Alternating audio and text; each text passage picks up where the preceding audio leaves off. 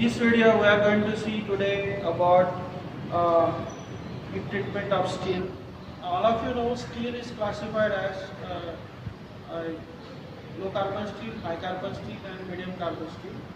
Now it is depending on the percentage of carbon. Less than 0.3% is called as low carbon steel, 0.3 to 0.6% is medium carbon steel, and more than 0.6% is called as high carbon steel.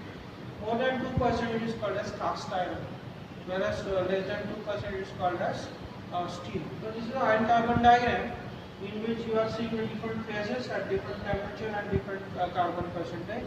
This is austenite phase, which is above 727 degrees centigrade, which is soft and ductile. Below 727 is a combination of ferrite, which is softer phase, and P for perlite, which is a mixture of cement and which is hard phase, and ferrite. So this combination structure is existing at a room temperature.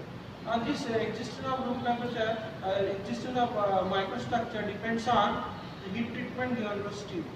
Now heat treatment is a process in which heating and cooling cycles are used to change the properties of steel or microstructure of steel. Now that microstructure affects the properties of steel. Now heat treatments are concerned is divided into four classes.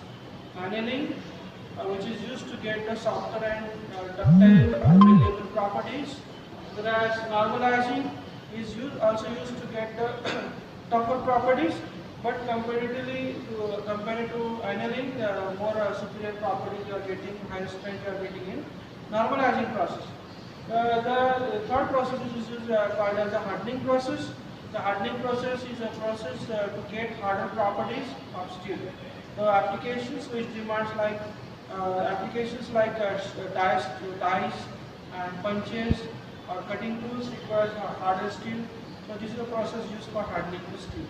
And third, the next category is called as tempering. The tempering is a process to relieve the internal stresses generated in the hardening process, or to relieve the weakened austenite which is generated in the hardening process. Now these are the various processes, four processes. So these processes can be explained with the help of this diagram, which is called the TTD diagram. Temperature, time, transformation diagram.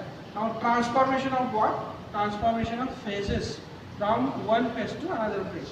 Now if you see this diagram, iron carbon diagram, which is applicable for very slow cooling or very slow heating, that is isothermal heating and isothermal cooling. So these phases are only these phases which are existing in this diagram are only showing for the isothermal heating and cooling. Whereas this diagram, which is called as TTD diagram, in this case, whatever this austenite which is existing at high temperature, that we are converting into different phases, like perlitic phases, P for perlite, B for bainite phase, or maybe martensite phase. So depending on the phase existing, the properties of the steel are depending. Now here we will see the first process, which is called as annealing process here.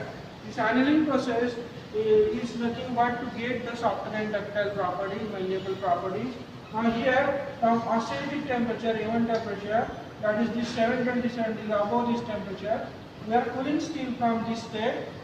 This A1 or A3 temperature, this A1 is this one temperature and this is A3 temperature.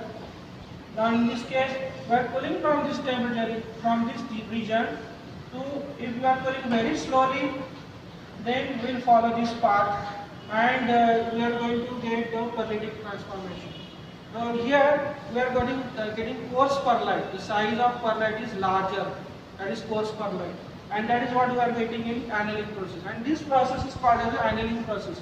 That is to convert austenitic phase into perlitic phase by very slow cooling. Slow cooling means in the furnace.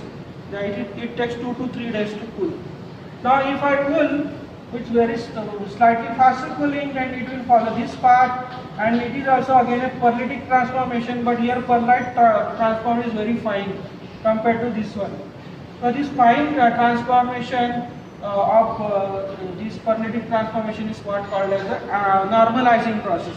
Here you are getting a slightly higher strength compared to the annealing process, and the size of grain that you are getting is also very fine. Now if I uh, this curve that you are seeing is called a C curve or S curve or TTT curve. Now this is called as the nose of this diagram. If I bypass this nose and pull at very faster rates by avoiding this nose, then I will get transformation which is called as Martensitic transformation. That is pearlite to Martensite, austenite to Martensite transformation takes place by very fast cooling, and this MX means Martensite transformation start after reaching this temperature. It is a completely a temperature dependent process. The more I cool below this MS temperature, I will get that much percentage of Martensite transformation. Now Martensite is very hard phase and very brittle phase. So, and this is what is requiring a hardening process where you require very hard properties or wear resistant properties. So the need is to transform austenite to Martensite. Now this is a temperature dependent process. Sometimes this MF temperature, that is Martensitic finish temperature, is sometimes it is below room temperature. So you have to cool below room temperature to get a 100% Martensitic structure. So this is purely a temperature dependent process. So this transformation, how much temperature, whether you are cooling below MF temperature, that decides whether 100% Martensitic structure is obtained or not. If it is not 100%, whatever remaining percentage of transformation is called as retained austenite. Retained means which is not transformed into Martensitic structure. This retained austenite is advantages as well as disadvantages in heat treatment. Advantages in the sense that the residue stresses generated are less and the crack induced in the heat treatment are also less. So to remove the retained austenite, the process which is called as tempering process is used. Here we have seen annealing process, normalizing process and hardening process with the help of this diagram. Now this is one more process which is called as tempering process, which is used to relieve the retained austenite as well as the residue stresses generated in the hardening process. And this tempering process is used. Tempering process is again divided into three categories: low temperature tempering, medium temperature tempering and high temperature tempering. So depending on at what temperature we are doing tempering, that decides the final properties of the steel. And tempering is always followed after the hardening process. And I told you the reason of tempering, that is to remove the retained austenite or converting the retained austenite to other phases like bainite or martensite, and to relieve the internal stresses. These are the two purposes of tempering.